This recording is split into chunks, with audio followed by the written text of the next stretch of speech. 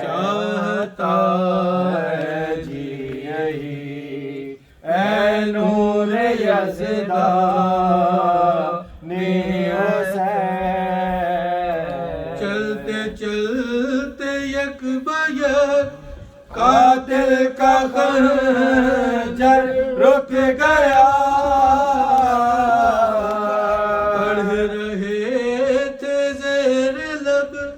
آیات قرآن حسین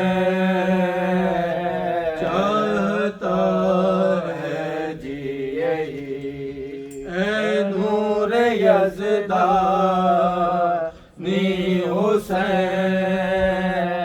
عمر بھر کرتا رہوں تیری ثنا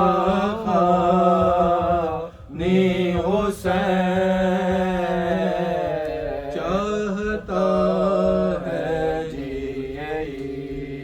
جزاک اللہ جزاک اللہ. اللہم صلی علی محمد وآل محمد وعجل فرج محمد وآل محمد بلند تر صلوات. اللہم صلی علی محمد وآل محمد وعجل اللہم صلی علی محمد وآل محمد وعجل فرج.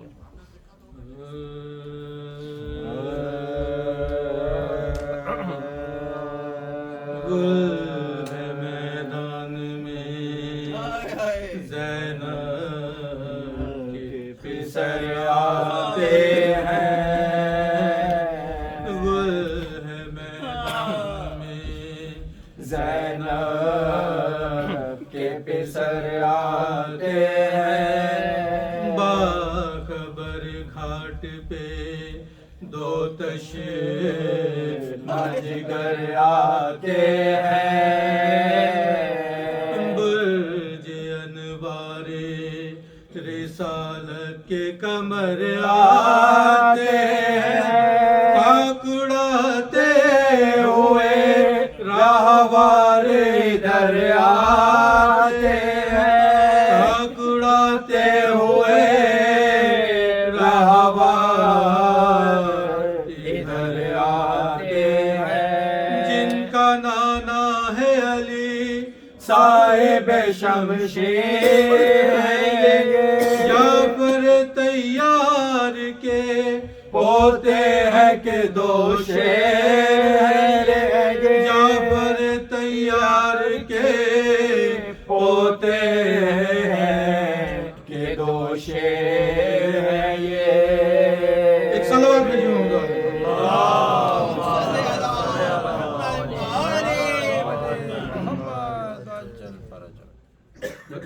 بھرپور صلوات. اللہم صلی علی محمد وآل محمد.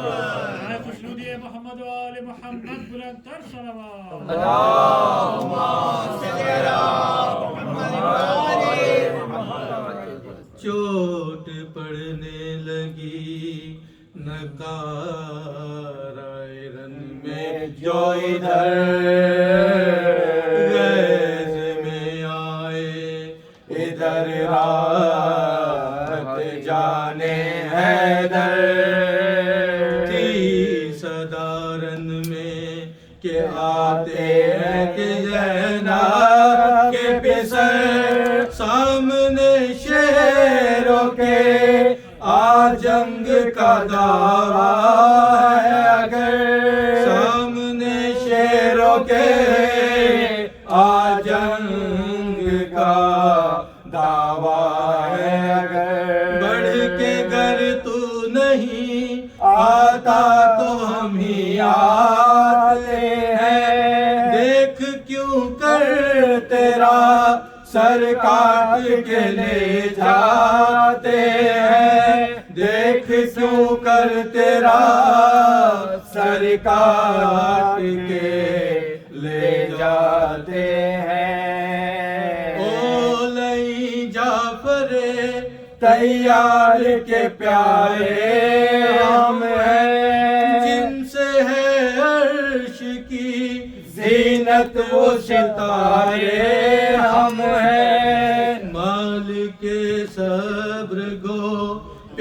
احساس کے مارے ہم ہیں، اور ہمتیں دیکھ کے دریا کے کنارے ہم ہیں، ہمتیں دیکھ کے دریا کے کنارے ہم ہیں، لب ہلا دیں تو ملک بحر سلام آتے ہیں، ابھی کوثر کے جھلکتے ہوئے جام آتے ہیں، ابھی کوثر کے جھلکتے ہوئے جام آتے ہیں۔ بیٹھی تھی زینب ناشاد جو پردے کے ادھر، علی اکبر انہیں جا جا کے یہ دیتے تھے خبر، کیا لڑے ہیں سپاہ شام سے حضرت کے پسر، دیکھیے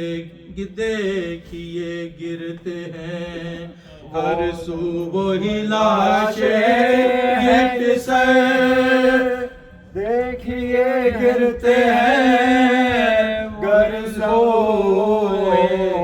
لاشیں ہیں پسر، تیغ جب چلتی ہیں سر خاک پہ گر پڑتے ہیں، شور ہے خیبریوں میں کہ علی لڑتے ہیں، شور ہے خیبریوں میں کہ علی لڑتے ہیں، ذکر یہ تھا ادھر بجنے لگا نگارۂ طبل، گر پڑی بنت علی تھام کے ہاتھوں سے جگر، بڑھ کے میدان سے عباس نے دی شیخ کو خبر، چلیے گھوڑوں سے گرے حضرت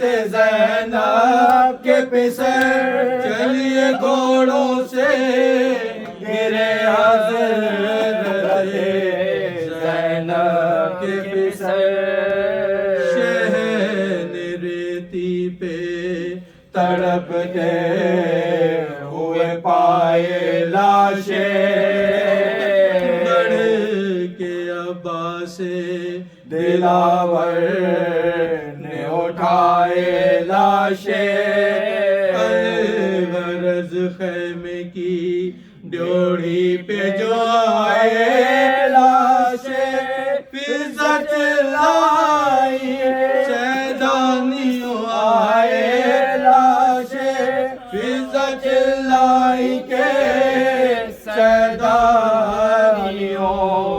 آئے لاشیں، نبی خاک عزا بالوں پہ ڈالو لوگوں، مل کے سب حضرت زینب کو سنبھالو لوگوں، مل کے سب حضرت زینب کو سنبھالو لوگوں، مل کے سب حضرت زینب کو سنبھالو لوگوں۔ جزاک اللہ جزاک اللہ، اللہم صلی علی محمد وآلِ محمد وعجل فرجہ۔ گزارش کروں گا قبلہ ڈاکٹر حسن رضا قمیری صاحب سے ممبر پر تشریف لائیں اور آج کی مجلس سے اپنا خطاب فرمائیں، صلوات بھیجو۔ اللہم صلی علی محمد وآلِ محمد۔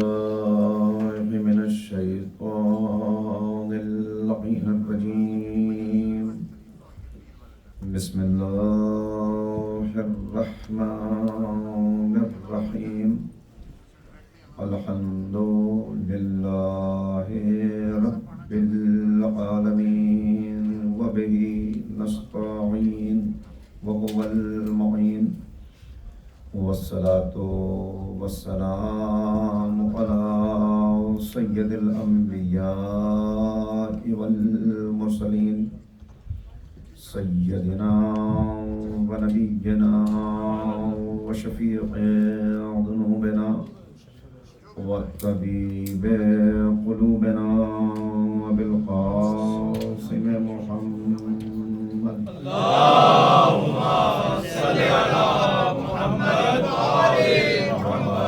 الطيبين الطاهرين المعصومين المظلومين المنتخبين المنتجبين أما بعد فقد قال الله تبارك وتعالى في كتابه المجيد وفرقانه الرشيد وقوله الحق بسم الله الرحمن الرحيم قد جاءكم من الله نور وكتاب مبين صدق الله العلي العظيم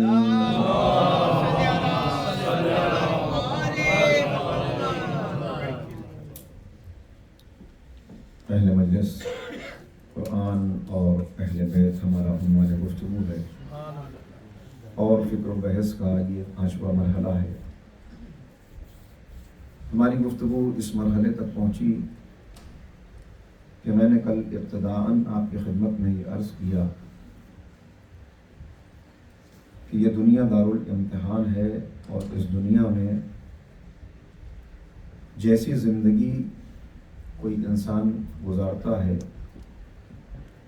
ویسی ہی جزا اسے بعد والی دنیا میں ملنی ہے، یا انعام پروردگار کا مستحق قرار پائے گا یا اس کی سزا کا مستحق ہوگا۔ اللہ تعالیٰ محفوظ رکھے اور واقعاً ہمیں اس راہ پر قائم و دائم رکھے کہ ہم جب اس کی بارگاہ میں پہنچیں تو بندے بن کے پہنچیں، باغی اور مجرم بن کے نہ پہنچیں۔ چنانچہ میں نے عرض کیا تھا کہ سطح زندگی انسان کا وہ منحصر کرتا ہے اس کے عقیدے کی پختگی پر۔ جتنا جس کا عقیدہ آخرت پر مضبوط ہوگا اتنا ہی اس کی زندگی اطاعت الہی کے دائرے میں گزرتی چلی جائے گی۔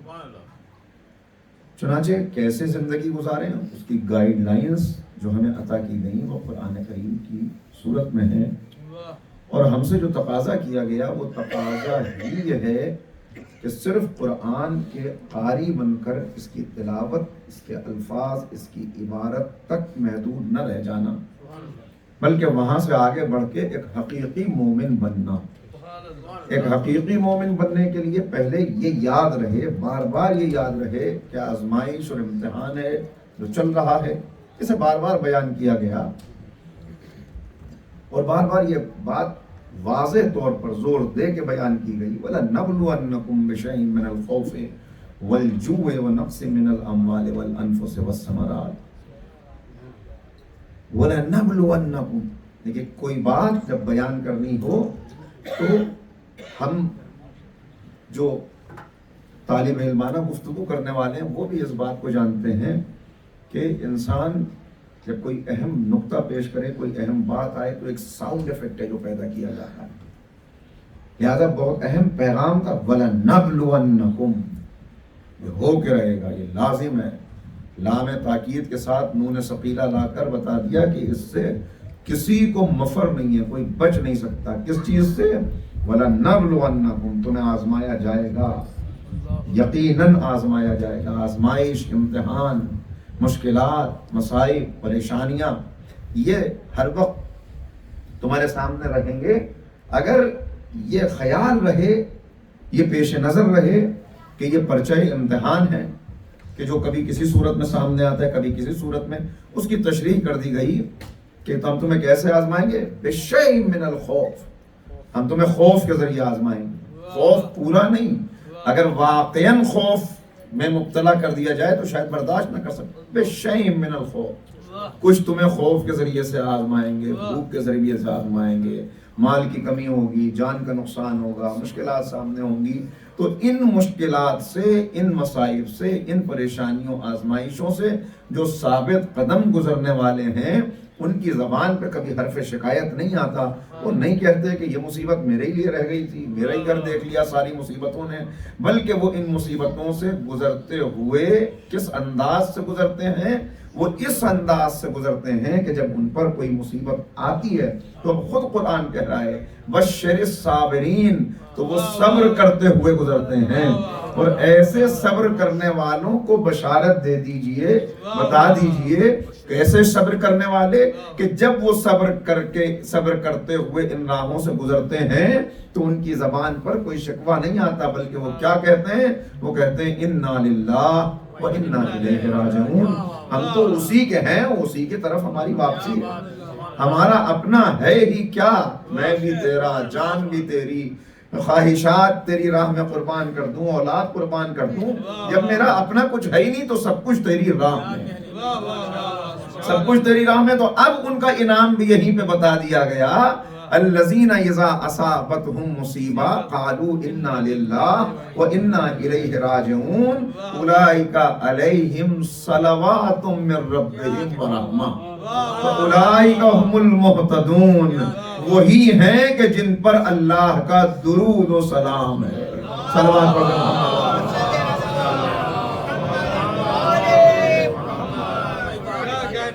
درود و سلام انہی پر ہے جو صبر کا اختیار کرتے ہوئے اس راہ سے گزر جائیں. ایک صابر کی زندگی، ایک صبر. عرض کروں گا انشاءاللہ آگے کے مرحلے میں یہ بات آئے گی. تو بہرحال یہ یاد رہے کہ کمرے امتحان میں ہے، ایگزامینیشن ہال ہے یہ دنیا، جہاں سے ہمیں گزرنا ہے. اور گزرا نہیں جا سکتا کامیابی کے ساتھ جب تک قرآن اور اہل بیت کو ایسے اپنی زندگی میں نہ لے آئے کہ انسان اپنی ہر خواہش سے پہلے قرآن کی طرف دیکھے، اہل بیت کی طرف دیکھے کہ ان کی ہم سے چاہت کیا ہے، طلب کیا ہے. جب انہیں اپنا مطلوب بنا لے. دیکھیں قرآن کریم نے ایک فلسفہ دیا جو جلدی سے 2-3 جملوں میں آپ کی خدمت میں عرض کروں. متوجہ ہو چکے آپ؟ ایک مرتبہ صلوات پڑھیں مل کے محمد.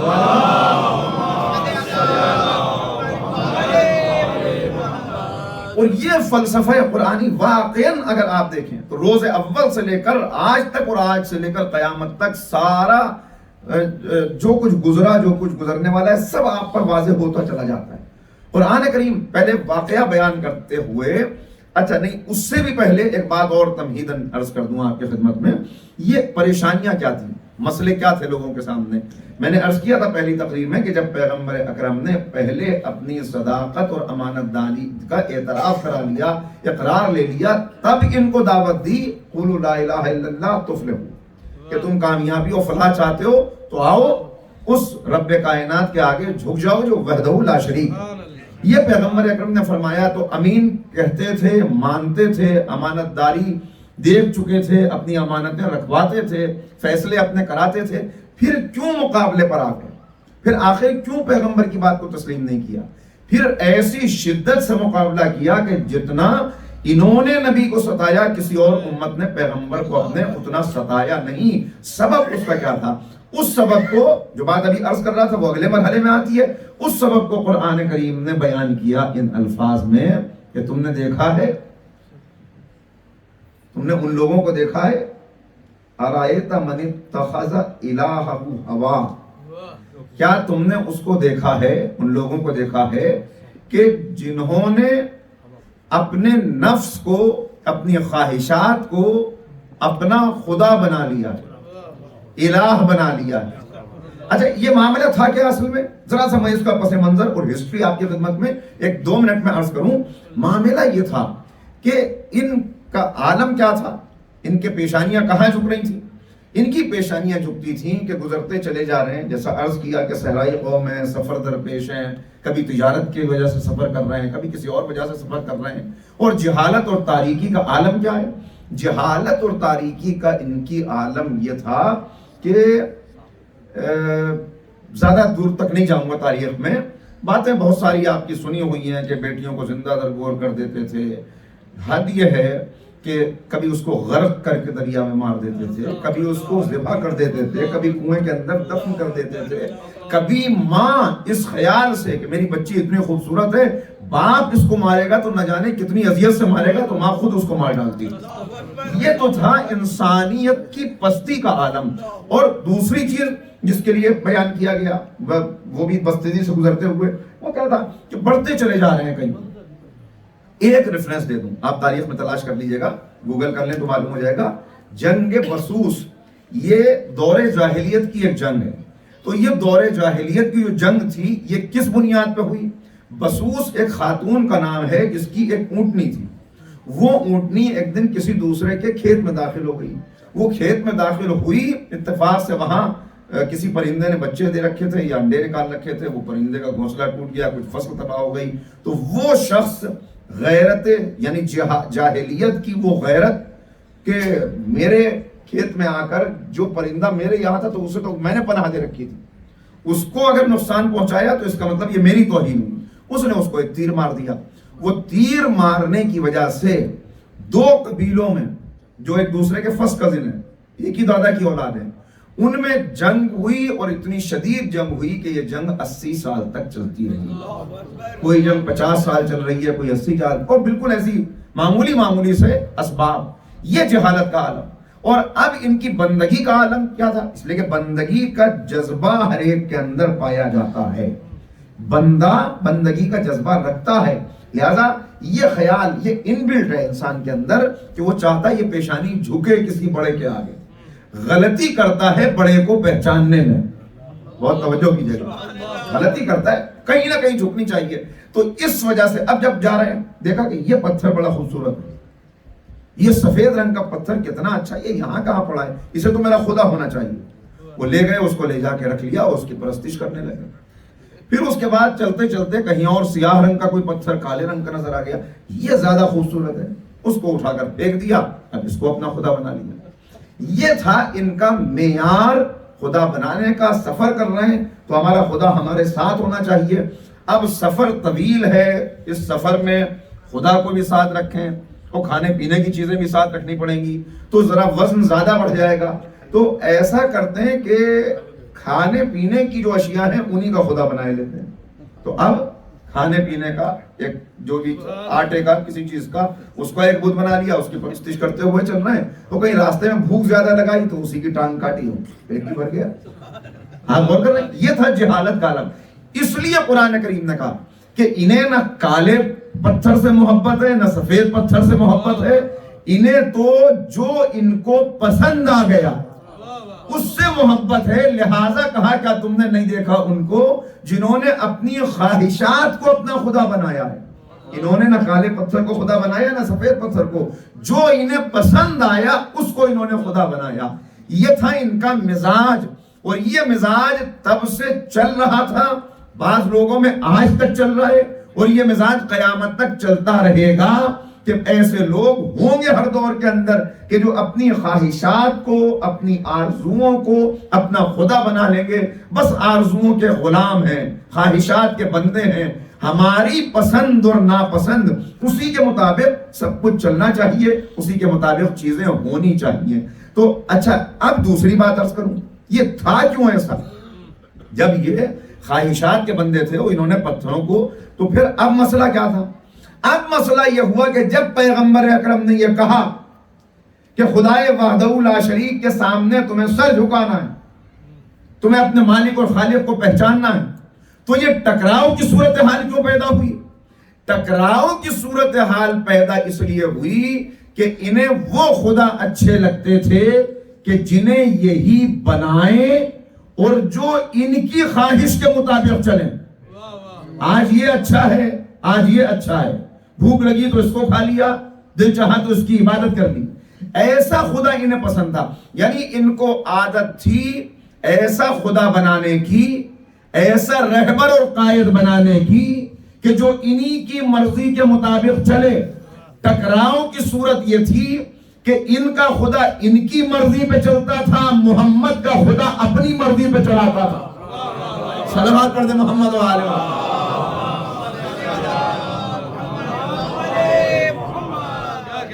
وہاں اپنی مرضی پہ نہیں چل سکتے، وہاں تو انکویسچننگ سرنڈر، کمپلیٹ سبمیشن. بس ایک مرتبہ آ گئے، پہنچ گئے یہاں پر، کہہ دیا زبان سے، ثم استقاموا، پھر جم جاؤ، استقامت. اب قدم پیچھے نہ ہٹانا. اب آندھیاں آئیں، طوفان آئیں، مشکلات آئیں، آزمائشیں آئیں، قربانیاں دینی پڑیں، اب قدم پیچھے نہیں ہٹانا، اس لیے کہ اپنی خواہش کچھ ہے ہی نہیں. تو ایک طرف اپنی ہی خواہش اور دوسری طرف اپنی خواہش کو یوں ختم کرنا کہ ما تشاؤون الا ان یشاء اللہ، ہم چاہتے ہی نہیں. ایسے ختم کرنا کہ پیغمبر سے کہا جا رہا ہے ذرا انہیں بتا دیجئے، ان کو بتا دیجئے، قل، ان سے کہہ دیجئے. ابھی پیغمبر کے ذریعے سے ہم کو بتایا جا رہا ہے، آنے والی نسلوں کو بتایا جا رہا ہے. کیا بتایا جا رہا ہے؟ قل ان صلاتی و نسکی و محیای و مماتی للہ رب العالمین. یہ تھی ٹکراؤ کی اصل وجہ. اب ٹکراؤ پیدا ہوا اسی کو کہ ایک واقعاً مومن، یہی قرآن اور اہل بیت سے ربط ہے ایک مومن کا، جسے بات یاد آئی، جسے اقبال نے کتنے خوبصورت انداز میں بیان کیا. وہ کہتے ہیں کہ ایک مومن کی زندگی، ایک مسلمان کی شان، کہتے ہیں ہر لحظہ ہے مومن کی نئی آن، نئی شان، رفتار میں گفتار میں اللہ کی برہان. ایک مومن کیا ہے؟ جس کی رفتار، جس کی گفتار جو واقعاً قرآن کریم سے اور ائمہ طاہرین سے ایسی وابستگی اختیار کرے کہ اللہ کی برہان، اللہ کی نشانی بن جائے. اور آگے بڑھ کے ذرا مزید وضاحت کی، قہاری و غفاری و قدوسی و جبروت. قہاری کس کی شان ہے؟ غفاری کس کی شان ہے؟ قہاری و غفاری و قدوسی و جبروت، یہ چار عناصر ہو تو بنتا ہے مسلمان. ایک عام انسان کے لیے بقراط نے جو تصور دیا تھا وہ یہ تھا کہ انسان چار ایلیمنٹ سے، چار عناصر سے مل کے بنتا ہے، آگ، پانی، مٹی، ہوا. حالانکہ بعد میں امام جعفر صادق علیہ السلام نے پورے تاریخ میں سب سے پہلے امام نے اس نظریے کو درست کیا. جب امام کے سامنے کسی نے آ کے کہا کہ مولا یہ نظریہ ہے کہ چار عناصر، امام نے کہا یہ چار نہیں ہیں، یہ چار تو گروہ ہیں کہ جس کے ضمن میں نہ جانے کتنے عناصر موجود ہیں. اور آج آپ دیکھیں کہ ایلیمنٹس کتنے ہیں. یعنی بچپن میں جب ہم پڑھتے تھے تو ایٹم کی تعریف کیا تھی کہ ایسا ذرہ جس کی کو مزید تقسیم نہ کیا جا سکے. اور اب ایٹم کے اندر ہی کتنے سب ایٹومک پارٹیکلز موجود ہیں اور مزید تحقیق جاری ہے. تو یہ امام نے، تو عام انسان بقول بقراط آگ، پانی، مٹی اور ہوا سے مل کے بنتا ہے. لیکن ایک مومن کی شان الگ ہے، قہاریو، غفاریو، قدوسیو، جبروت. جب یہ عناصر جمع ہو جائیں تب ایک مسلمان بنتا ہے، تب ایک مومن بنتا ہے.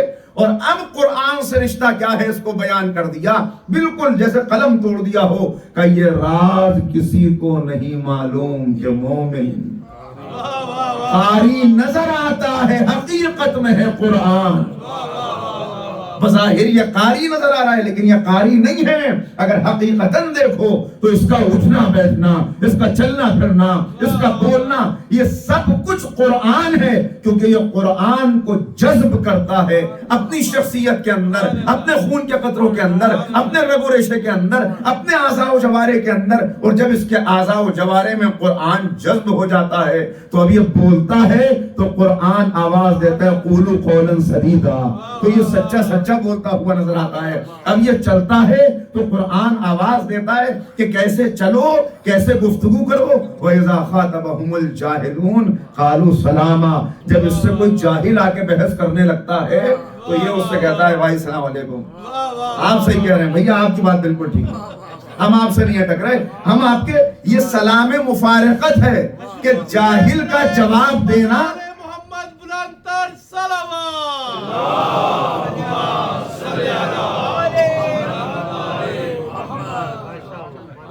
تو یہ کیا ہوتا ہے، یہ جب جذب کرتا ہے قرآن. اب اہل بیت سے رشتہ کیا کہ یہ جذب کر کے کب چلے گا، کب یہ بولتا ہوا قرآن بنے گا. یہ بولتا ہوا قرآن ایک مومن بن نہیں سکتا. کب تک؟ اس لیے کہ انسان کی ایک کمزوری ہے. انسان کی ایک کمزوری یہ ہے کہ یہ حیوان نقال ہے، اس کی پوری زندگی گزرتی ہے نقالی پر. ماں بولنا سکھائے تو بولے، باپ چلنا سکھائے تو چلے، استاد پڑھنا سکھائے تو پڑھے. یعنی جب تک اس کے سامنے کوئی نمونہ نہ ہو، کوئی رول ماڈل نہ ہو، اس وقت تک نہ یہ چل سکتا ہے نہ یہ بول سکتا ہے. تو کہا بس فرق یہ ہے ایک مومن میں اور مومنین کے امیر میں کہ مومن قرآن کی تعلیمات کو جذب کر کے جب چلتا ہے تو بولتا ہوا قرآن نظر آتا ہے. اس کا ہر لمحہ مطابق قرآن ہوتا ہے، مطابق حکم قرآن ہوتا ہے. اور جن کے نقوش قدم اس کے لیے چراغ ہدایت ہوں، ان کی منزل یہ ہے کہ وہ سو جائیں تو قرآن بنتا ہے، وہ انگوٹھی دے دے تو قرآن بنتا ہے. جن کا عمل قرآن بن جائے انہیں اہل بیت کہتے ہیں، جو اپنے عمل کو قرآن بنا لے اسے مومن کہتے ہیں.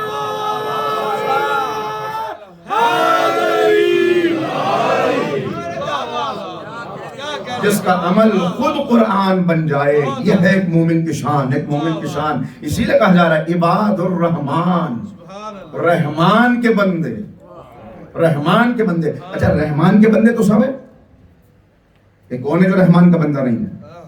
لیکن یہاں خصوصیت کے ساتھ صفات بیان کی جا رہی ہیں.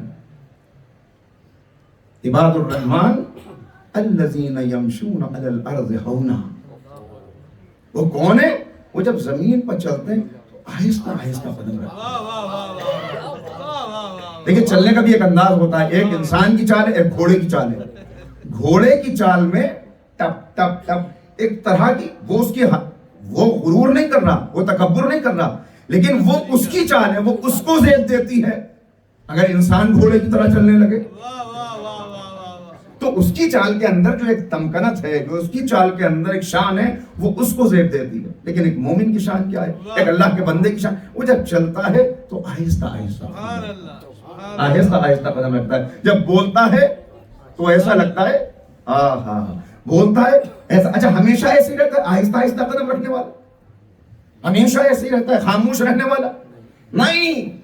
اب پھر بتایا کہ پہچانو پیغمبر کے ساتھیوں کی، پیغمبر کے سچے عاشقوں کی شان کیا ہے، ان کی شان کیا ہے، ان کو پہچان لو. ایسا نہیں کہ ہمیشہ بالکل خاموش، نظریں جھکائے ہوئے. ہاں مواقع کا جیسا فرق ہوتا ہے، اسے غصہ بھی آتا ہے، اسے طیش بھی آتا ہے، مگر اس کا غصہ اپنے نفس کے لیے نہیں ہوتا. غصے کا نہ آنا کمال نہیں ہے، غصے کا اپنے لیے نہ آنا کمال ہے.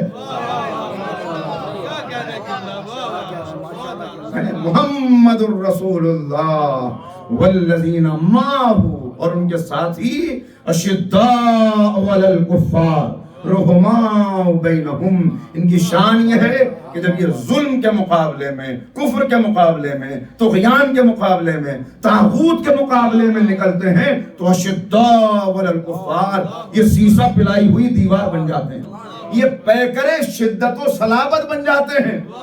پھر ان کے چہرے پہ غضب ہوتا ہے، ان کے چہرے کے اوپر آثار ایسے ہوتے ہیں کہ دشمن دیکھ کے لرز جائے. اور جب اپنوں کے درمیان آ جائیں رحماء بینہم تو ایسا لگتا ہے جیسے کسی نے زخم پہ مرہم رکھ دیا، ایسا لگتا ہے جیسے دل میں ٹھنڈک سی آ گئی ہو، جیسے روح میں سکون سا آ گیا ہو.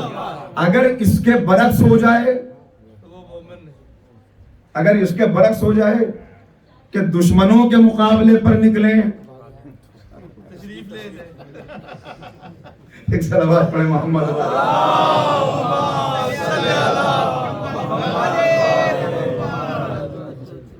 لہذا یہ ہے، یہ ممکن نہیں ہے. تو یہ ٹکراؤ کس چیز کا تھا؟ جو بات میں نے پہلے بھی آپ کی خدمت میں عرض کی کہ یہ ٹکراؤ اصل میں تھا اپنی خواہشات سے، اپنے نفس سے. تو پہلی جنگ جو کسی انسان کو لڑنی ہے اس راہ میں آگے قدم بڑھانے کے لیے، میں اکثر بچوں سے بھی یہ بات کہتا ہوں کہ بیٹا آپ اپنی خصوصیات کو پہچانیے. اپنے نفس کا عارف جو ہو جائے وہی خدا کا عارف ہو جاتا ہے. یعنی اپنے آپ کو، آپ کا کمپٹیشن نہ اس سے ہے نہ اس سے ہے، آپ کا پہلا کمپٹیشن تو خود اپنے آپ سے ہے.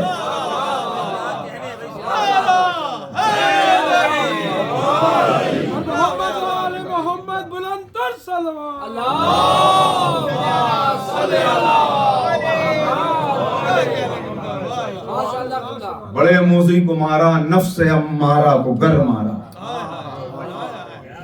پہلا مقابلہ تو اپنے نفس سے ہے. بڑے موذی کو مارا نفس امارہ کو گر مارا, نہنگو اژدہاؤ شیر نر مارا. تو کیا شیر کا مقابلہ کرنا, اژدہے کا مقابلہ کرنا ہے, مگر مچھ کا مقابلہ کرنا, یہ کوئی بہت بڑا کام نہیں ہے.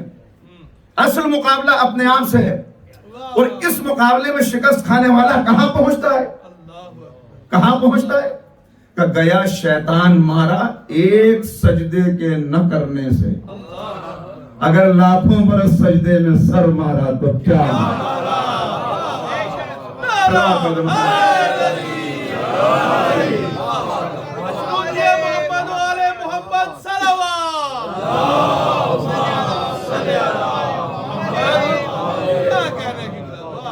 خواہشات نفس کے مقابلے پر ڈٹ جائے, پہلا مرحلہ طے ہو گیا. پہلا مرحلہ طے ہو گیا. اور جب خواہشات کے مقابلے پر آ گیا تو اب کوئی مسئلہ اس کے لیے نہیں ہے اسے کیا کچھ اپنا قربان کرنا پڑے, پھر کوئی مسئلہ نہیں ہے. اس لیے کہ جب ہے ہی نہیں, جب اپنا کچھ ہے ہی نہیں اور نکل گیا اس راہ میں کہ میرا اپنا کچھ تھا ہی کب, ایسا جو جس کا ہے مالک تو وہی ہے. اس نے مانگ لیا تو میں حاضر ہوں. اب نقد جان لے کے ہتھیلی پہ حاضر ہوں. معبود تو بتا کہ مجھے کیسے زندگی گزارنی ہے, کیسے زندگی گزارنی ہے. جب یہ مرحلہ آ جائے تو اب دیکھیں تو مسئلہ کیا تھا؟ مسئلہ یہ تھا کہ یہ خواہشات نفس سے جنگ ہار گئے تھے. انہیں ایسے خدا کی عادت تھی کہ جو ان کی مرضی پر چلے. یہی ٹکراؤ تھا جو نبی کریم سے چلتا رہا. اب وہ گروہ جو میں نے کل آپ کی خدمت میں عرض کی ہے, میں نے کہا آخر تک کام لینا ہے. کہ کچھ وہ تھے جو ایمان لے آئے اس لیے کہ سب ایمان لے آئے, کچھ وہ تھے جو لے آئے ایمان مگر ان کا ایمان بھائی یہیں تک تھا, اس سے آگے بڑھا ہی نہیں تھا. لہذا ان کو قرآن نے ٹوک کے کہا کہ یہ کیا کہہ رہے ہیں کہ ایمان لے آئے. قل لم تؤمنوا, ان سے کہیے تمہاری کسی ایمان نہیں لائے, ولکن قولوا اسلمنا, بلکہ کہو کہ ہم اسلام لے آئے. یہ اسلام اور ایمان مکے کی حد تک الگ نہیں تھا. مکے کی حد تک اسلام اور ایمان دونوں ایک تھے. اس لیے کہ اسلام یعنی زبان پہ کلمہ آنا, ایمان آسان الفاظ میں عرض کر رہا ہوں, ایمان یعنی دل میں نور پہنچ جانا ایمان کا. تو مکے میں اسلام اور ایمان الگ کیوں نہیں تھے؟ کیونکہ پہلے دل میں نور پہنچا تب زبان پر کلمہ آیا. مکے میں کلمہ بعد میں پڑھا پڑھنے والوں نے, دل میں نور پہلے آیا. کیوں؟ اس لیے کہ مکے میں کلمہ پڑھنے والوں کو نہ کوئی حکومت ملنی تھی, نہ کوئی انعام ملنا تھا, نہ کوئی دولت ملنی تھی, نہ کوئی مال غنیمت ملنا تھا. اس لیے مکے میں ایمان قبول کرنے کا مطلب تھا کہ اپنے آپ کو ظالموں کے نیزوں کے آگے پیش کر دیا. مکے میں ایمان لانے کا مطلب تھا کہ اپنا سب کچھ اس راہ میں قربان کر دینا. لہذا مکے میں ایمان لانے والا عمار یاسر بنا, جو اپنے سارے خاندان کی قربانی دینے کے بعد پیغمبر کی خدمت میں ڈٹے ہوئے ہیں. مکے میں ایمان لانے والے ابو ذر غفاری بنے. سلمان تو مدینے میں آئے ہیں بعد میں, لیکن جو پہلے مرحلے میں آئے, پہلے مرحلے میں آنے والے, ان میں بوڑھے بھی ہیں, ان میں جوان بھی ہیں.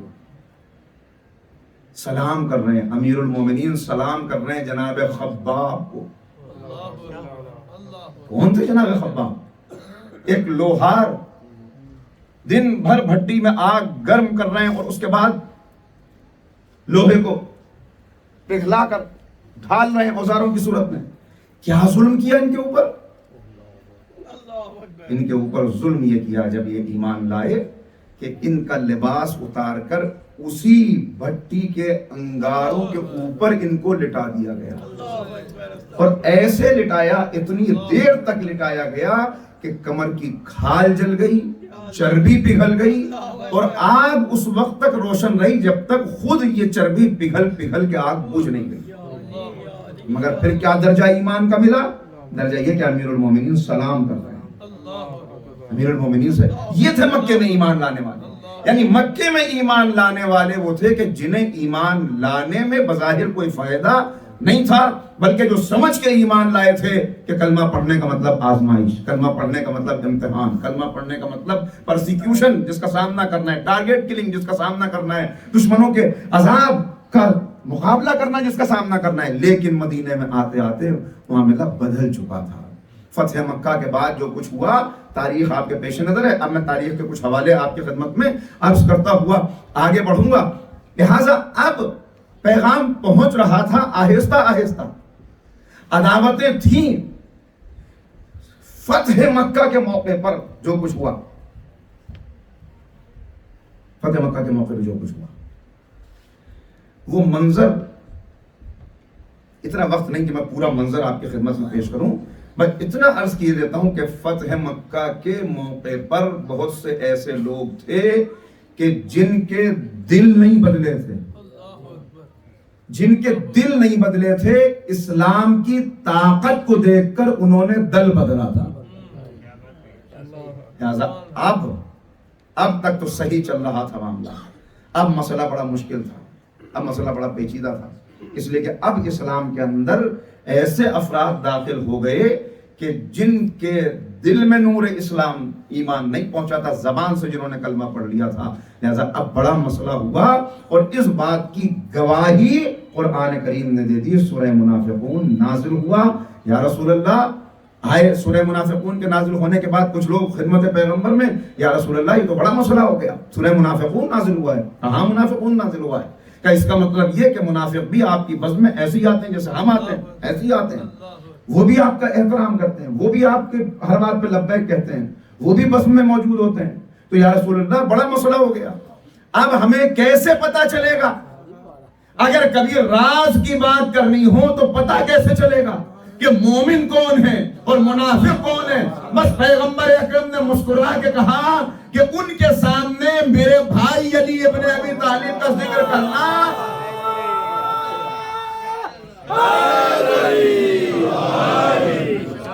زبان کے ساتھ دل بولا، علی مولا، علی مولا، ایمانات کے قرآن نعرہ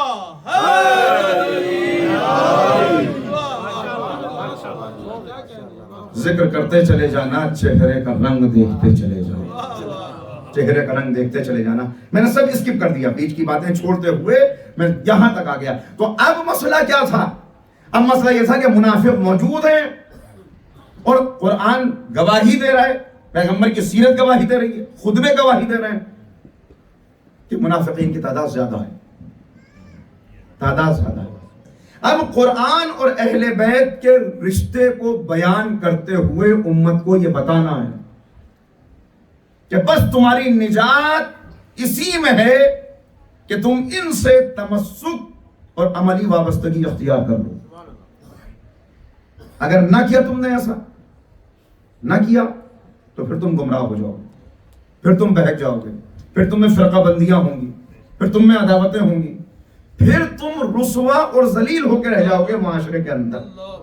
یہ پہچانوانا ہے، یہ پہچانوانا عملی طور پر۔ اب آپ دیکھتے چلے جائیں، نظر آپ کو یہ آئے گا، وقت بہت کم ہے لہذا چھوڑتے ہوئے چیزوں کو، آپ کو یہ نظر آئے گا کہ مسجد میں جب پیغمبر خطبے دے رہے ہیں ممبر سے، خطبے دیتے ہوئے ہی پیغمبر اکرم کا طرز عمل اگر دیکھ لیں تو آپ کے سامنے بہت سے حقائق واضح ہو جائیں گے۔ نبی کریم خطبہ دے رہے ہیں، خطبہ دیتے ہوئے علی سامنے آ گئے، خطبہ رکا، مولا کائنات کے فضائل بیان کرنے شروع کر، حسن سامنے آ گئے، بتانا شروع کر دیا یہ میرا نواسا ہے، حسین سامنے آئے، پیر الجھا، گرے، پیغمبر نے خطبہ روکا۔ خطبہ جمعہ واجب خطبہ ہے، خطبہ رکا، نبی کریم ممبر سے نیچے تشریف لائے، نواسے کو گود میں اٹھایا، لے کے ممبر پہ آئے، لوگوں کو متوجہ کیا کہ ھذا حسین فاعرف، پہچان لو یہ میرا حسین ہے، حسین منی وانا من الحسین، یہ حسین مجھ سے ہے، میں اس حسین سے ہوں. بزم سجی ہوئی ہے, اصحاب موجود ہیں, ایسے میں تشریف لے آئے مولا تو کہا سنو قرآن کی آیتوں کو دیکھتے چلے جاؤ اور پہچانتے چلے جاؤ. سورہ رعد پکار کے کہہ رہا ہے انما انت منذر ولکل قوم ہاد. اے پیغمبر آپ منذر ہیں, آپ ڈرانے والے ہیں, انذار کرنے والے, اور ہر امت کے لیے, ہر قوم کے لیے ایک ہادی ہے. ابن عباس نے کہا یا رسول اللہ یہ تو بات واضح ہو گئی کیونکہ خطاب آپ سے ہے کہ کہا گیا آپ منذر ہیں, مگر یہ جو کہا کہ ہر قوم کے لیے ایک ہادی ہے تو اس قوم میں ہادی کون ہے؟ نام تو آیا نہیں, پتا تو چلا نہیں. ابھی یہ سوال ہی کیا تھا کہ روایت کے فقرے ہیں کہ سامنے سے مولائے متقیان آتے ہوئے نظر آئے, سب کی نظریں اٹھی, مسکرا کے ابن عباس کو دیکھا کہ ابن عباس دیکھ بھی رہا ہے اور پوچھ بھی رہا ہے.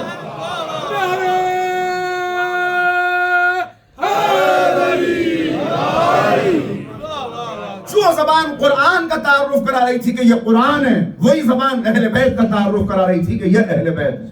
ان کو پہچان لو, یہ اہل بیت ہیں. منبر ایک تھا, اب ذرا متوجہ ہو جائے تو عرض کر دوں, منبر ایک تھا, خطیب ایک تھا, مجمع ایک تھا, مگر ہم نے دیکھا کہ جب علی آتے ہوئے نظر آئے فضائل بیان کیے, جب جناب زہرا آتی ہوئی نظر آئیں فضائل بیان کیے, جناب حسن نظر آئے فضائل بیان کیے, امام حسین نظر آئے فضائل بیان کیے, اور پھر وہی پیغمبر, وہی زبان, وہی منبر, وہی مجمع ان کی طرف مڑے کہ جھوٹ نہ بولنا, شراب نہ پینا, دھوکہ نہ دینا, صحیح راستے پر چلنا, وعدہ خلافی نہ کرنا, پڑوسی کا حق نہ مارنا, اپنے آپ کو جہنم کی طرف نہ لے جانا.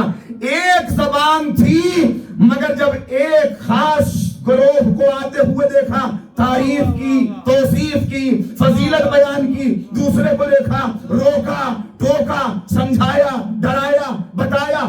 یہ تعارف کرا رہے تھے کہ فرق پہچان لو, تم اور ہو, یہ اور ہے.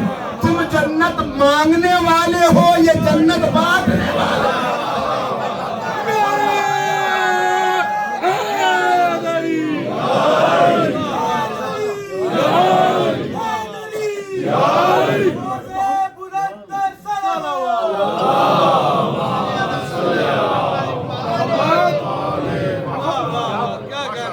یہ کوئی جذباتی گفتگو نہیں تھی کہ پیغمبر جذباتی گفتگو کر رہے ہوں, یہ کوئی رشتوں کا دباؤ نہیں تھا کہ رشتوں کے دباؤ میں آگے کوئی بات کہتی ہو, یہ کوئی محبت نہیں تھی کہ حد سے زیادہ محبت بڑھ جاتی ہے تو انسان دیوانہ ہو جاتا ہے نعوذ باللہ, اور اس عالم میں کچھ کہہ بیٹھتا ہے کسی کے لیے. لہٰذا یہ کبھی نہ سمجھا جائے, واضح بتا دیا قرآن کریم نے کہ پہچان لو کہ یہ نبی کون ہے. اور یہ تعارف اس لیے تھا, بار بار یہ تعارف, اگر یہ بات, یہ نقطہ امت سمجھ جاتی تو یہ نعرہ ہی نہ آتا, یہ بات ہی نہ ہوتی کہ سب برابر ہیں, سب برابر. یہ نہ جانے کہاں سے یہ بات آتی, صریحاً قرآن کریم سے ٹکراتی ہوئی یہ بات ہے جو آج بھی نعرے ادھر ادھر سے بلند ہوتے ہیں, سب برابر ہیں.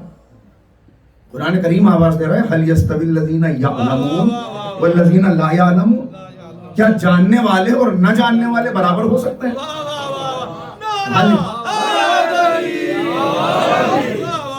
هل يستوي الأعمى والبصير, کیا دیکھنے والے, بینا اور نابینا دونوں برابر ہو سکتے ہیں؟ یہ قرآن کریم بتا رہا ہے. یعنی قرآن نے شروع ہی سے نہیں, میں آپ کی خدمت میں عرض کروں, انبیاء سب اللہ نے بھیجے, لیکن واضح کر دیا فضلنا بعضهم علی بعض, ہم نے بعض کو بعض پر فضیلت دے دی. یعنی نبی برابر نہیں ہے, نبی برابر نہیں ہے, زمین برابر نہیں. انہی زمینوں میں ایک زمین کعبہ ہے, ایک زمین کربلا ہے. گھر برابر نہیں, انہی گھروں میں ایک گھر اللہ کا گھر ہے. دن برابر نہیں, انہی دنوں میں ایک دن جمعے کا دن ہے جو تمام دنوں کا سردار ہے. ایک غدیر کا دن ہے. رات برابر نہیں, انہی راتوں میں ایک لیلۃ القدر ہے. آپ دیکھتے چلے جائیں. لہذا ٹکراتا ہوا یہ نظریہ کہ سب برابر ہے, کہاں سے سب برابر؟ اللہ نے واضح طور پہ بتا دیا فضیلت کے لیے, درجے کی بلندی کے لیے علم ہے, تقوی ہے, معرفت ہے. علم, تقوی اور معرفت ہے جو بلند کرتی ہے. اس کی تشریح آگے کروں گا, اس وقت صرف جلدی سے گزرتے ہوئے برابر نہیں. اگر آپ کا اور ذہن آپ کے قریب آ جائیں تو میں ایک اور بات آپ کی خدمت میں عرض کر دوں. مجھے یہ بتائیں کہ مولائے کائنات کس کے فرزند؟ جناب ابو طالب کے. جناب ابو طالب کے کیا صرف علی ہی بیٹے ہیں؟ نہیں، مولا کے اور بھی بیٹے ہیں. جعفر، عقیل، طالب. مولا کے علاوہ 3 اور ہیں. کیا یہ مولا کے برابر ہے؟ ایک ہی گھر میں، ایک ہی آنگن میں، ایک ہی باپ کے سب بیٹے، ایک ہی ماں کا تینوں نے دودھ پیا، مگر پھر بھی برابر نہیں. کیوں برابر نہیں؟ تفصیل کا موقع نہیں. بھائی اتنا عرض کر دوں، بنیادی طور پر ہی اشارہ کر دیا گیا کہ برابر نہیں ہے. کیوں؟ پہلا سبب یہ، اسباب بہت سے ہیں. پہلا سبب یہ کہ یہ تینوں پیدا ہوئے ابو طالب کے گھر میں، علی پیدا ہوئے اللہ کے گھر میں.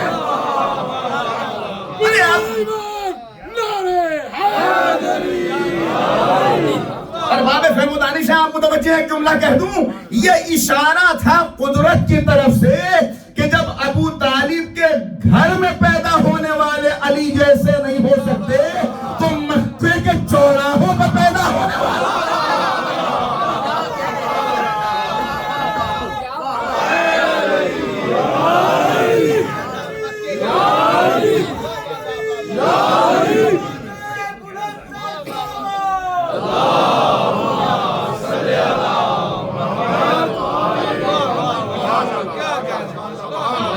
گھر برابر نہیں ہے، زمین برابر نہیں ہے، دن برابر نہیں ہے. یہ فرق بتایا جا رہا ہے، یہ سمجھایا جا رہا ہے، یہ پہچنوایا جا رہا ہے کہ اگر اس فرق کو تم نے واضح نہ کیا تو وہ جو الہ کو خدا بننے والا تصور لے کر تم چل رہے ہو، وہ جس سانچے میں ڈھلے ہوئے ہو، پھر یہی خواہشات ہیں تمہاری جو ٹکرائیں گی. کل چاہتے تھے خدا اپنی مرضی کا بنا لیں، کل چاہتے تھے خدا اپنی مرضی کا بنا لیں، اب چاہو گے کہ قائد اور رہبر اپنی مرضی کا بنا لیں. یہیں سے ٹکراؤ پیدا ہوگا، یہیں سے اختلاف پیدا ہوں گے. لہٰذا اب سمجھیں کہ کیوں اتنا ضروری تھا. یہ مکتب رسالت کے بعد قرآن کریم اعلان کر رہا ہے، قرآن کا ایک اعلان. پہلے وہ آپ کی خدمت میں عرض کر دوں تاکہ یہ واضح ہو جائے کہ یہ کیوں اتنا اہم مسئلہ تھا. لقد ارسلنا رسلنا بالبینات وانزلنا معهم الکتاب والمیزان. تمام انبیاء و مرسلین کو بھیجا اور کتاب اور میزان لے کر. یہ میزان کیا کوئی ترازو نازل ہوا ہے آسمان سے؟ یہ میٹافر ہے. یہ متوجہ کرنے کے لیے بتایا جا رہا ہے کہ کتاب اور میزان لے کر. کیوں؟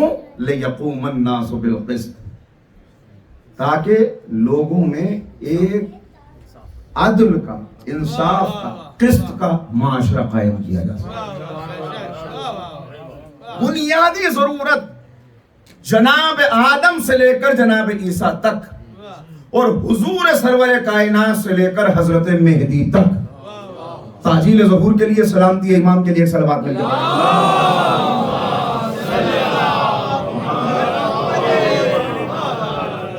سب کی بعثت کا، سب کے اس دنیا میں بھیجے جانے کا مقصد ہے جو اس قرآن کی آیت میں بیان کیا ہے. یہ کیوں بھیجا سب کو؟ تاکہ ایک عدل کا نظام قائم کیا جا سکے. عدل کا نظام. کیا نظام عدل کا قائم کرنا اتنا آسان ہے؟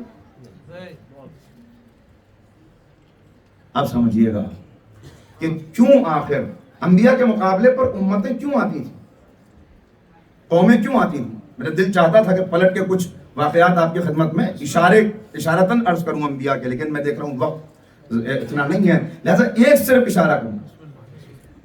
خطیب الانبیاء ہیں جناب شعیب علیہ السلام. جناب شعیب علیہ السلام خطیب الانبیاء.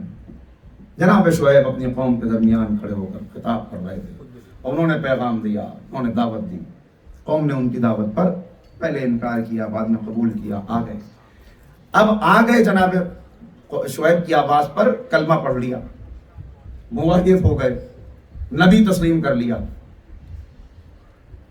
مگر پھر ایک دن سب جناب شعیب کے پاس آ کے کہنے لگے کہ شعیب یہ جو آپ نے ہم سے کہا کہ توحید پرست ہو جاؤ تو ہم نے قبول کر لیا، آپ نے کہا مجھ پہ ایمان لے آؤ، ہم لے آئے، آپ نے کہا عبادت کرو، ہم نے عبادت کی، لیکن اب یہ جو آپ ہمیں سکھا رہے ہیں کہ بازاروں میں تجارت کیسے کرو اور ناپ تول کیسی ہونی چاہیے اور پیمائش کیسی ہونی چاہیے، تو یہ بس اپنے دین کو مسجد تک رکھیے.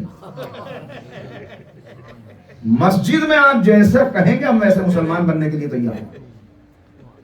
بازار کے معاملے ہمیں سنبھالنے دیجیے، تجارت کا معاملہ ہمیں دیکھنے دیجیے. یہ قرآن کریم نے جو واقعات رکھے ہیں یہ واقعات سنانے کے لیے نہیں رکھے.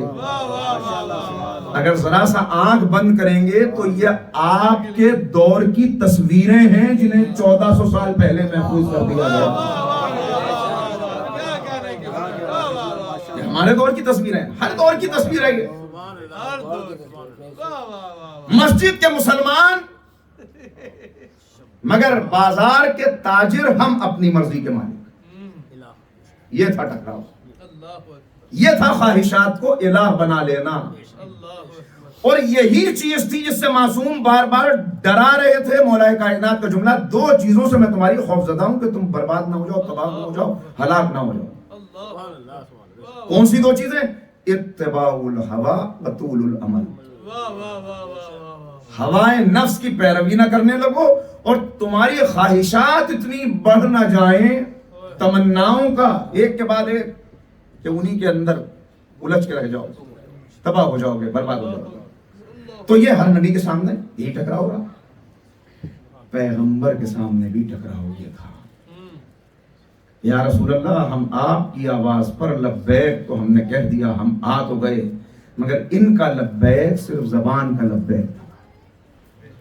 انہوں نے دل سے لبیک نہیں کہا، دل سے لبیک نہیں کہا تھا. لہذا آ تو گئے، مگر اب مسئلہ یہ کہ ہر بات میں ان کی خواہشات ہیں جو ابھر کے آ رہی ہیں. ان کی خواہشات ہیں، بار بار بتایا جا رہا ہے، ڈرایا جا رہا ہے، سنبھل جاؤ. لیکن اب چونکہ یہاں سے وہ مقصد قرآن کہ نظام عدل قائم، وہ قائم ہونا تھا، ابھی تک ہوا نہیں ہے. ایسا دن نہیں آیا کہ ایک جملہ کہنا چاہ رہا ہوں، اس جملے میں بہت کچھ ہے لیکن وقت کم ہونے کی وجہ سے ایک جملے میں بات عرض کر رہا ہوں. اصل مقصد کیا ہے؟ ایک مسلمان کی اصل زندگی کیا ہونی چاہیے؟ ایک مسلمان کی اصل خواہش یہ ہو کہ پورا دین پوری دنیا پر غالب آ جائے. پورا دین پوری دنیا پر غالب آ جائے. اسی کو انتظار کہتے ہیں، اسی تمنا کو انتظار کہتے ہیں کہ پورا دین پوری دنیا پر غالب آ جائے. محمد و آل محمد بلند تر صلوات.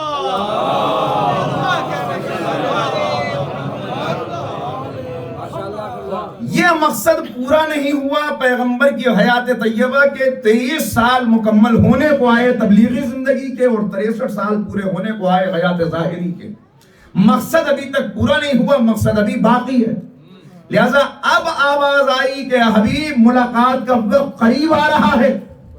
مقصد ابھی پورا نہیں ہوا، مقصد پورے ہونے میں ابھی وقت ہے، ابھی زمانہ ہے. ابھی جس کو مہلت دی ہے وقت معلوم کی، وہ ابھی زندہ ہے. لہذا اب اس مقصد کی تکمیل کے لیے یہ چراغ ہدایت، یہ مشعل ہدایت کسی اپنے جیسے کو دے دیجیے. آپ ہمارے پاس آ جائیے، مگر یہ سفر ہدایت کا، روشنی کا، یہ جاری رہے. لہذا ایک ابھی پیغمبر کی زندگی کا حج ہونا باقی، آخری حج، بلکہ پہلا اور آخری حج. لہذا اب 1 مہینہ 18 دن پہلے آخری حج کے، حجۃ الوداع کے، یوم غدیر کے 1 مہینہ 18 دن پہلے پیغمبر اکرم تہجد میں مصروف تھے کہ آیت آئی، یا ایھا الرسول بلغ ما انزل الیک وَإِن لَمْ تَفْعَلْ فما بلغت رسالت۔ اے حبیب ابھی یہ مقصد قرآنی تشنہ تعبیر ہے، یہ خواب ابھی پورا نہیں ہوا، یہ مقصد ابھی پورا نہیں ہوا کہ نظام عدل قائم ہو جائے۔ آپ کا اس دنیا میں قیام مکمل ہو گیا، اب آپ ہمارے پاس واپس تشریف لے آئیے، مگر اس سے پہلے پہنچا دیجئے جو آپ تک پہنچایا جا چکا، اور اگر نہ پہنچایا فما بلغت رسالتا، تو آپ نے رسالت کا کوئی کام ہی انجام نہ دیا، کام ہی انجام نہ دیا۔ یہاں پہ ایک بات آپ کی خدمت میں عرض کرتا ہوں، بعض مرتبہ ان الفاظ کو، اس لہجے کو دیکھ کر بعض لوگ اس آیت کی تشریح کچھ اس طرح سے کرتے ہیں کہ کچھ توہین رسالت جیسا پہلو نکل آتا ہے۔ یہ بالکل یہ کہنا کہ آپ نے گویا کار رسالت ہی انجام نہ دیا، یہ کیا ہے؟ یہ بالکل ایسا ہے کہ جیسے کسی کو، یہ جوان بچے ہیں ان کے لیے عرض کر دوں، کسی کو کوئی بہت بڑا پروجیکٹ دیا گیا ہو کہ آپ کو یہ پروجیکٹ مکمل کرنا ہے، اب وہ بیچارہ دن رات بنا رہا ہے، دن رات کمپیوٹر کے آگے بیٹھا ہوا ہے، اس کو کر رہا ہے، سب کچھ کرنے کے بعد، سب کچھ کیا، بڑی محنت کی، آخر میں فائل کو سیو کرنا بھول گیا، فائل کو سیو کرنا بھول گیا، تو اب کیا کہا جائے گا؟ بھائی تم نے اتنی محنت کی مگر تم نے کچھ بھی نہ کیا۔ یہ ہے مفہوم کہ آپ نے اتنی محنت کر کے یہ دین پہنچایا، لیکن اگر اس دین کا نگہبان علی کو نہ بنایا،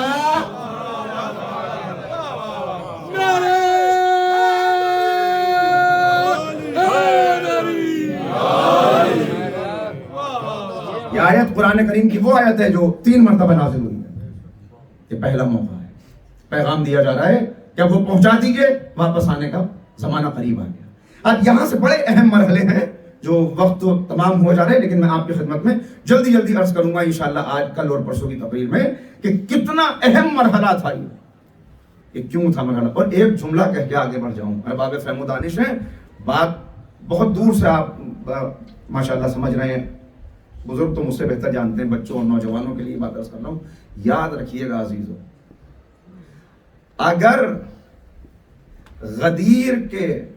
غدیر پہ سب متفق ہو جاتے، غدیر پہ سب آ جاتے، غدیر تک سب پہنچ جاتے، بلکہ لفظ میں بدل کے کہوں، اگر غدیر کے شیریں چشمے سے سب سیراب ہو جاتے تو گندی نالی کے پانی سے پیاس نہ بجھانی پڑتی۔ بس اس سے آگے میں کہتا ہوں، یہ پیغام تھا، پیغمبر پہنچائیے۔ کیا پہنچانا تھا، کتنا اہم تھا یہ پہنچانا کہ پیغمبر اکرم کو اس انداز سے خطاب کیا جا رہا ہے۔ 1 مرتبہ نہیں 3 مرتبہ یہ آیت نازل ہوئی، اور پھر پیغمبر اکرم نے کس اعتبار سے پہنچایا، یہ انشاءاللہ گفتگو کا مرحلہ کل آئے گا جو آپ کی خدمت میں یہ عرض کروں گا۔ لیکن بار بار پیغمبر جس بات کو دہرا رہے ہیں وہ حدیث سخن ہے، میرے اہل بیت اہل بیت کا تعارف کرا رہے ہیں، کبھی حدیث سفینہ سامنے آ رہی ہے، کبھی حدیث منزلت سامنے آ رہی ہے، قرآن کی آیات کی تشریح کرتے ہوئے بتا رہے ہیں دیکھو یہ آیت نازل ہوئی، اس آیت کا مفہوم ہے، اس آیت کا مطلب، بار بار تعارف کرا، اور اس تعارف میں سب کا تعارف الگ انداز، وقت تمام ہو رہا ہے، جناب فاطمہ کا تعارف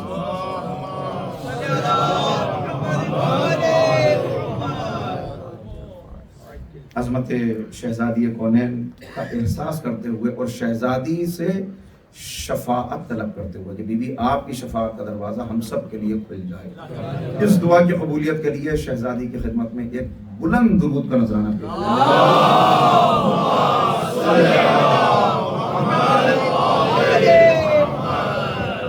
عظمت جناب سیدہ طیبہ و طاہرہ بواز بلند صلوات۔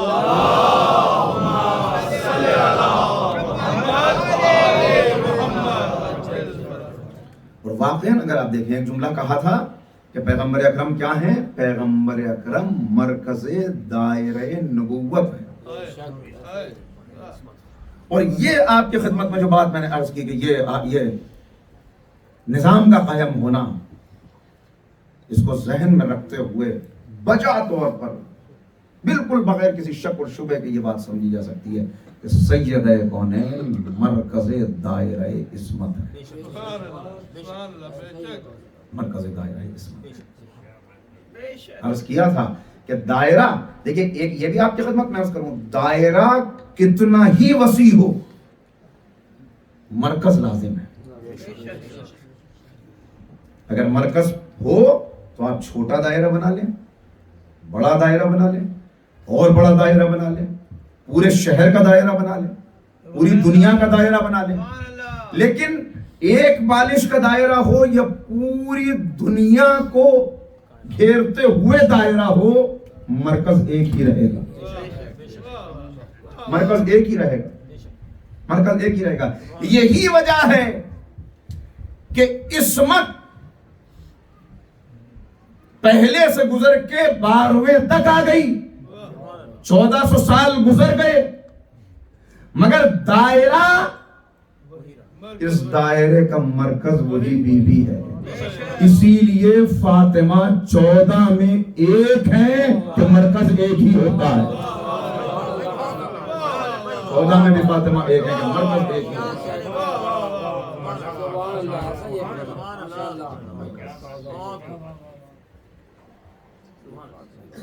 تعارف کرایا تھا، وقت تمام ہو رہا ہے، معذرت چاہتا ہوں، اس بات کو آگے بڑھاؤں گا۔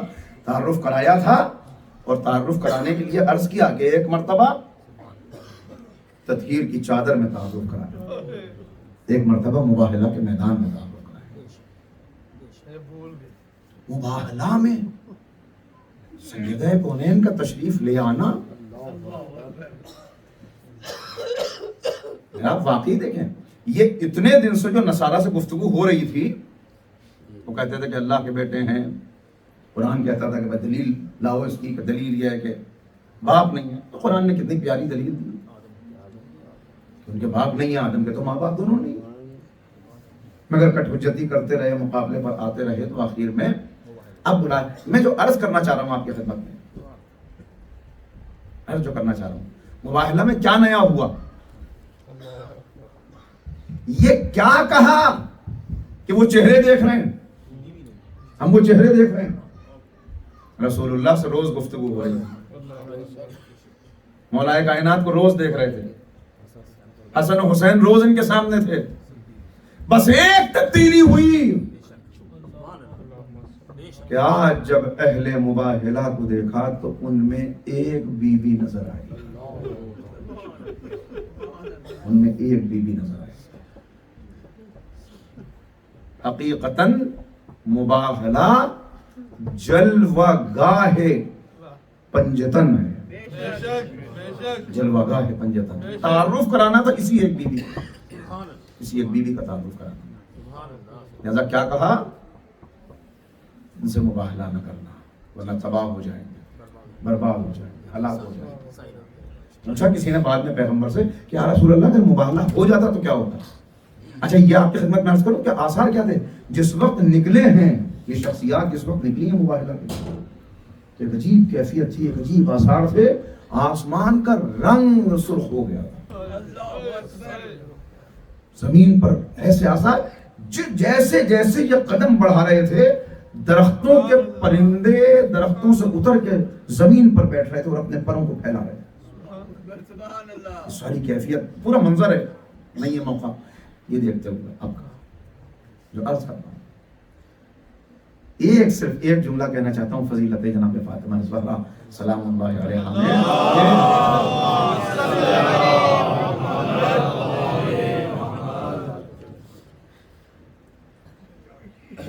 جناب فاطمہ پنجتن نصارہ کے سامنے ہے، ایک اور بیوی ہے جو یہودیوں کے سامنے ہے، ایک اور بیوی ہے جو اپنی آغوش میں ایک بچہ لیے سامنے ہے نا، اور کیا کہا جا رہا ہے، بی بی آپ کچھ نہ کہیے، اشارہ کر دیجئے بچے کی طرف، گہوارے سے بچہ بول پڑا، اعتراض کرنے والوں کے ناطقے بند ہو گئے، پھر کوئی کچھ نہیں بولا، چلے گا۔ اگر یہ بچہ بولا نہ ہوتا اگر گہوارے سے عیسیٰ نہ بولے ہوتے تو جناب مریم کی عصمت خطرے میں تھی، عصمت خطرے میں تھی۔ اب سمجھیے گا، مقابلے پر جناب مریم آئیں، بچہ بولا، دشمن واپس ہو گئے، عصمت بچ گئی۔ وہاں مقابلے پر پنجتن آئے، پنجتن میں ایک شخصیت تھی جو نئی تھی، مگر محجبہ، مگر خاموش، مگر چپ۔ تو مجھے جملہ کہنے دیجئے، جو بول کے اپنی ماں کی عصمت کو بچائے اسے عیسیٰ کہتے ہیں، جو بغیر بولے ہوئے اللہ کی توحید اور رسول کی صداقت کو بچا لے اسے فاطمہ زہرا۔ گواہ رسالت بن کر، مدافع رسالت بن کر جناب فاطمہ زہرا موجود ہیں، جیسے رسول اللہ کے ساتھ جناب فاطمہ زہرا ہیں، ویسے ہی منیت کی سند لے کے جب رسول کا نواسا چلا تو نائبۃ الزہرا بن کے جناب زینب، وہ بضعۃ الرسول ہیں، وہ بضعۃ الرسول ہیں، یہ شریکۃ الحسین ہے۔ کیا شخصیت ہے جناب زینب کی شخصیت، اللہ اکبر۔ آپ یقین جانیے، یقین جانیے، علماء نے لکھا ہے اس بات کو کہ غدیر، اتنا غدیر کو پھیلانے کی، بچانے کی پیغمبر نے کوشش کی، اہتمام کیا، مگر پھر بھی غدیر پر پردے ڈال دیے گئے، غدیر پہ پردے ڈال دیے گئے، غدیر پہ پردے پڑ گئے، کربلا پہ پردے نہ پڑ سکے۔ علماء کہتے ہیں کہ غدیر پر بھی پردے نہ پڑتے اگر غدیر کو بھی کوئی زینب مل گئی، اور کربلا بھی چھپ گئی ہوتی اگر کربلا کو ایک زینب نہ مل گئی۔ کیا مصائب ہے، کیا مصائب ہے۔ ہاں، ابھی بچپن کا زمانہ ہے، بچپن کا زمانہ ہے، نام رسول اللہ نے رکھا نا، بچپن کا زمانہ ہے۔ گھبرائی ہوئی ایک دن زینب خدمت رسول میں آئی، میں یہ چند فقرے سن لیجئے۔ گھبرائی ہوئی خدمت رسول میں آئی، نانا نانا سلام کرنے کے بعد کہتی ہے، نانا میں نے ایک خواب دیکھا ہے، نانا بڑا ڈراونا خواب تھا، آپ سے تعبیر لینے آئی۔ پیغمبر نے بچی کو گود میں اٹھا لیا، پیشانی کا بوسہ لیا، میری بچی بیان کرو کہ نانا میں نے دیکھا کہ ایک بہت بڑا صحرا ہے، ہر طرف تاریکی ہے، تنہائی ہے، ایک وحشت کا عالم ہے، اور میں اس صحرا میں اکیلی کھڑی ہوں۔ نانا میں نے دیکھا اس صحرا میں اکیلی کھڑی ہوئی ہوں کہ کتنے میں نانا تیز آندھیاں چلنے لگی، تیز آندھی چلی، میں آندھیوں کی زد پہ تھی، کبھی ادھر گرتی تھی کبھی ادھر گرتی تھی، تبھی مجھے ایک مضبوط درخت نظر آیا، میں آگے بڑھ کے اس درخت سے لپٹ گئی، لیکن پھر اتنی تیز آندھی چلی کہ وہ درخت جڑ سے اکھڑ گیا، وہ درخت جڑ سے اکھڑ گیا۔ نانا میں آگے بڑھی، میں نے اپنے آپ کو درخت کے تنے سے لپٹا دیا، مگر پھر عجب عالم ہوا کہ وہ تنا ٹوٹ گیا، وہ تنا ٹوٹ گیا۔ پھر میں آگے بڑھی، اب کیا کروں؟ میں نے دیکھا کہ اس درخت کی دو مضبوط شاخیں آپس میں مل کے چل رہی ہیں، میں نے جا کے ان شاخوں کا سہارا لیا، مگر دیر نہ گزری تھی کہ جیسے بجلی سے گری ہو وہ شاخیں بھی ٹوٹ گئی۔ جناب زینب بیان کر رہی ہیں، رسول اللہ زار و قطار روتے جا رہے ہیں، روتے جا رہے ہیں، اے بیٹی تو نے جو خواب دیکھا اس کی تعبیر لینے آئی ہے؟ جی نانا، اے میری بچی وہ درخت میں رسول خدا، وہ درخت تیرا نانا میں ہوں، سب سے پہلے میرا سایہ ہے جو تجھ سے جدا ہوگا، اے بیٹی وہ تنا وہ علی و فاطمہ ہے، میرے بعد تیری ماں تجھ سے جدا ہوگی، تیرا بابا جدا ہوگا، وہ دو لپٹی ہوئی شاخیں حسن و حسین ہیں وہ بھی جدا ہو جائیں گے، اور میری بیٹی جب پنجتن میں کوئی باقی نہ رہے گا تو آندھیوں کی زد پہ ہوگی، ادھر سے ادھر تنہائی تاریکی۔ وہ تعبیر، اس خواب کی تعبیر کا وہ زمانہ قریب آ گیا۔ آخر ایک دن آقا نے آگے کہا بہن سفر کرنا ہے. بھیا کیسا سفر ہے؟ بہن وہی سفر ہے جس کی خبر نانا نے دی تھی. اے بہن اب واپس آنا نصیب نہ ہوگا. بہن سفر کی تیاریاں تم کرو. زینب سفر کی تیاریاں کرنے لگی. قافلہ روانہ ہونے لگا. ہر چیز کو جناب زینب نے خود دیکھا کہ کچھ رہ نہ جائے, کوئی چیز چھوٹ نہ جائے. میں سب کچھ, اصغر کا گہوارہ نہ رہ جائے, نانا کا امامہ نہ رہ جائے. تبرکات لے کے چلی. میں ہاتھوں کو جوڑ کے کہوں اے بی بی اگر ہو سکے تو کچھ کفن بھی ساتھ رکھ لیجیے. عجب نہیں زینب جواب دے میں بے خبر نہیں ہوں مگر مجھے پتا ہے کربلا میں کفن کام نہ آئے گا, خاک گرم کا کفن ہوگا. مدینے سے مکے آئی, مکے سے قافلہ روانہ ہوا. ابھی قافلہ تھوڑا سا آگے بڑھا تھا کہ ایک آواز آئی قافلہ روک دو, عبداللہ اپنی زوجہ سے ملنے آ رہے ہیں, عبداللہ اپنے امام سے ملنے آ رہے ہیں. جناب زینب گھبرا گئی. عبداللہ آئے ہیں. عبداللہ نے آگے سلام کیا. زینب نے ایک جملہ کہا عبداللہ آپ شوہر ہیں, اگر آپ واپس چلنے کو کہیں گے تو میں چلی جاؤں گی مگر میں زندہ نہیں جا سکتی. عبداللہ میں بھائی کے بغیر زندہ نہیں رہ سکتی. عبداللہ نے کہا بی بی میں واپس لے جانے نہیں آیا, آپ کے بچوں کو لایا ہوں, یا محمد کو ساتھ لے جائیے. اے بی بی اگر کبھی حسین کا وقت آ جائے ایک بچے کو اپنی طرف سے قربان کر دینا, ایک تو میری طرف سے قربان کر دینا. آزادارو آج زینب کے انہی دلاروں کا ماتم ہے, انہی لاڈلوں کا ماتم ہے. لیجئے شب عاشور آ گئی. بچے ہاتھوں کو جوڑے ہوئے ماں کی خدمت میں معطب ہیں اور زینب کہہ رہی ہیں اے میرے بچوں دیکھو قاسم یتیم حسن ہے, کہیں ایسا نہ ہو تم سے پہلے اس کے زخم آ جائے. اکبر حسین کا چہیتا میرے بھیا کا, اکبر کے زخم نہ آ جائے. بچوں سب سے پہلے تم قربانی پیش کرنا. اور بچے کہہ رہے ہیں اماں آپ صبح آنے دیجئے پھر دیکھیے گا ہم کیسے نذرانہ پیش کرتے ہیں, ہم کیسے جنگ کرتے ہیں.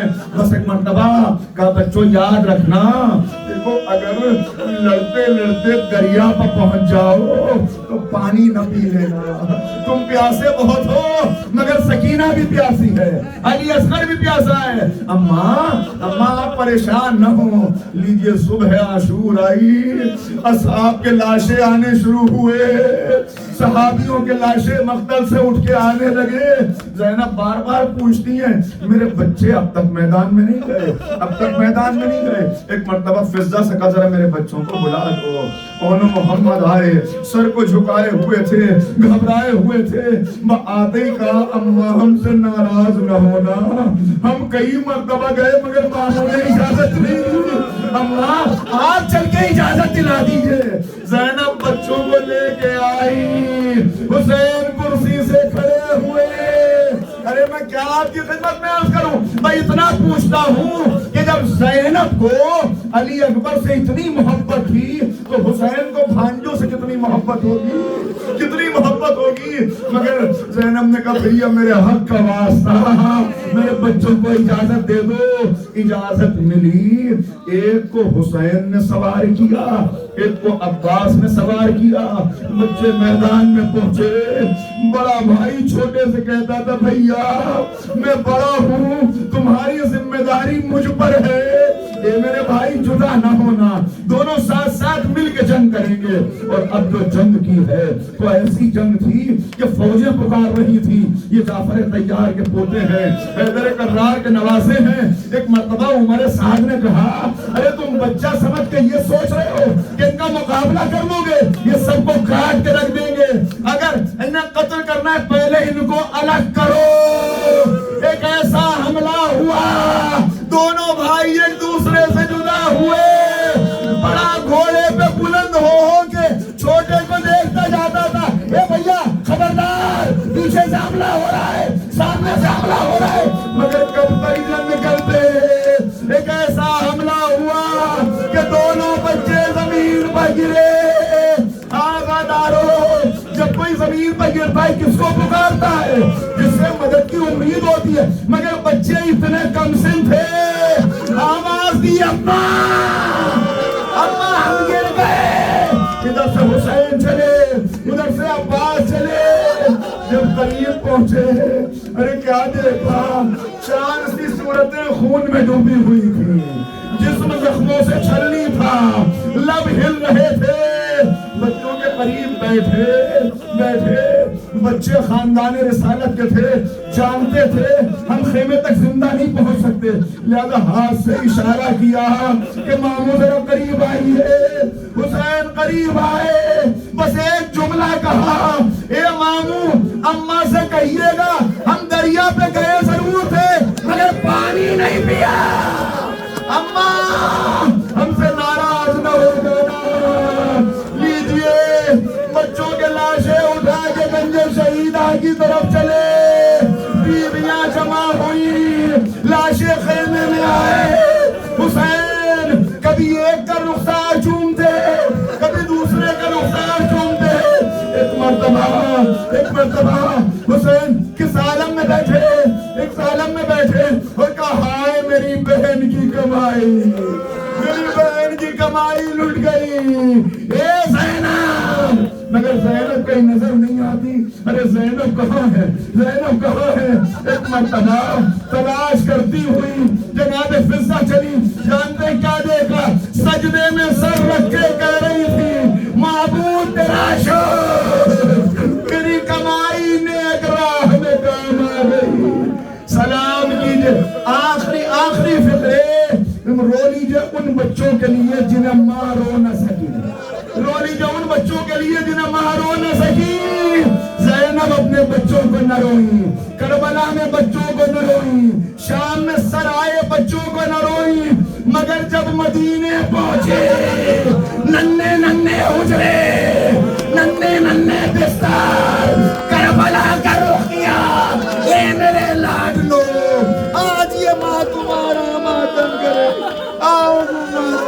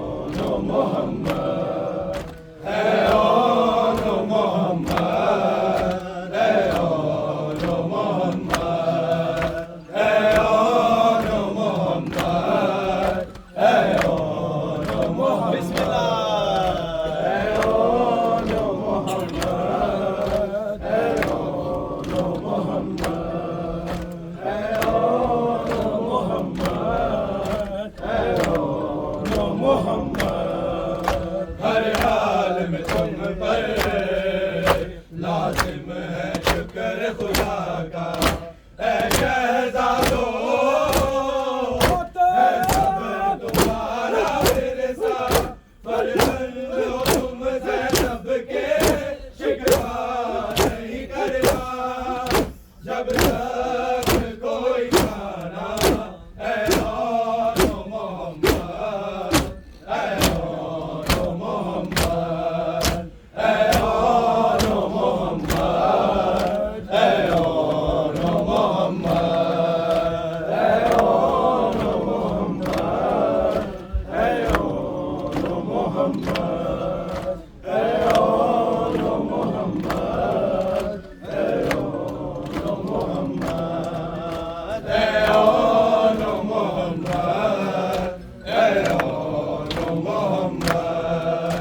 اے آن محمد اے آن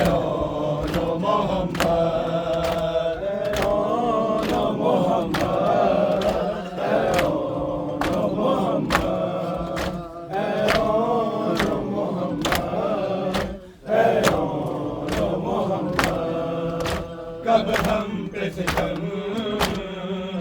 کرنے کے لیے آئے ہیں یہ بدر و احد کے بدلے کے لیے آئے ہیں لازم ہے حج سے پہلے میدان میں تم مجھے علی سنانا اے آن محمد اے آن محمد اے آن محمد اے آن محمد اے آن محمد اے آن محمد اے آن محمد اے آن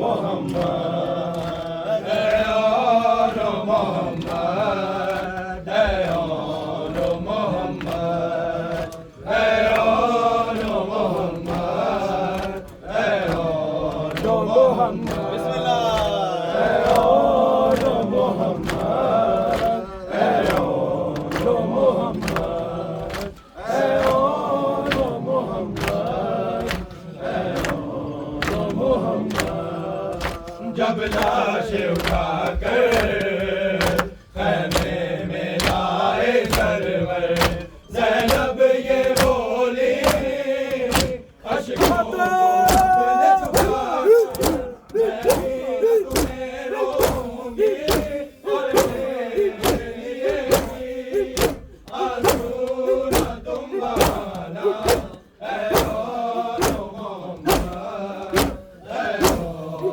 محمد اے آن محمد اے آن محمد بسم اللہ ماشاء اللہ محمد محمد اے آن محمد اے آن محمد اے آن محمد اے آن محمد اے آن محمد اے آن محمد